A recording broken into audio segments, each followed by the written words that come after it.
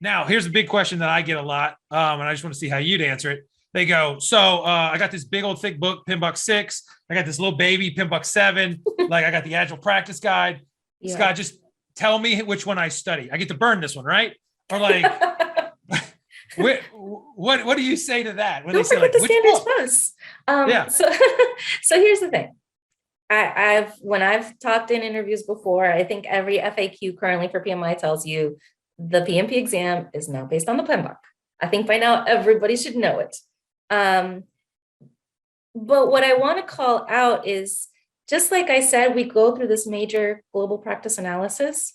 Mm-hmm. So does the PMBOK, right? Our group that develops the standards, they're also ISO accredited, and they go through the very thorough, rigorous analysis. So I do think it's a great study material, but there's other great ones.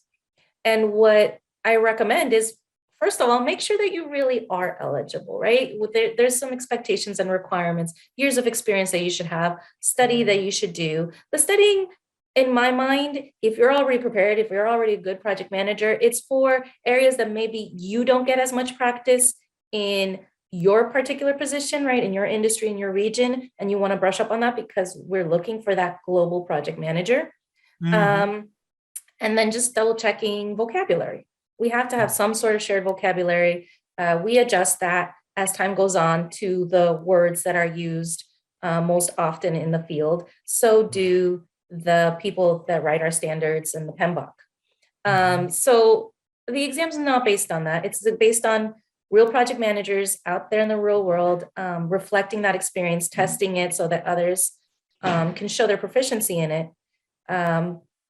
But just like any other exam, you study for it, I hope. I mean, I practiced my parallel parking before I went for the driver's test. Med students, they've been doing their internships, they've done their years of schooling, they still study before they take their medical board exams. You want to refresh all the concepts that maybe you don't touch day to day. And I think that the PMBOK is an excellent source because I know that they do a very thorough and robust process when they're putting all of that together into the standard. Mm-hmm. And still, like, as we're going out there, you said content outline, all these things.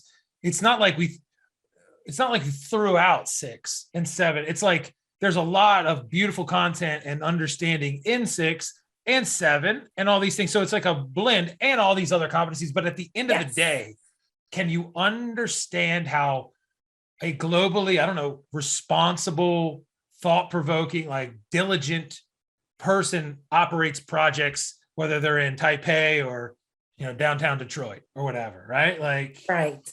Yeah. And there's a lot of resources. You could look that up too. So on our website, we do list out the resources. And when I told you how we have the subject matter experts, they're writing the content, they're validating the content. One of the other things that they do is they find 2 independent resources that validate the correct answer. And that could be the PMBOK and another book. It could be 2 separate books. It doesn't have to be the PMBOK. Many times it is. But it's after the question is written and validated and everyone agrees that it's right, then they find a published source that also says that.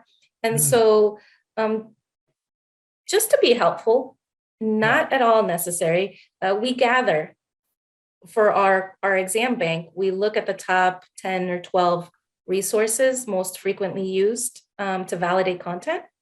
And we put out that list on the website. So that's on there. All right, I'll find it. I'll link to it. That's cool. But like you said, the most important is the exam content outline. That's going to tell you what we're testing.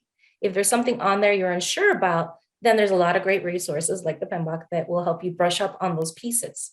But it's the exam content outline. That's what we're testing.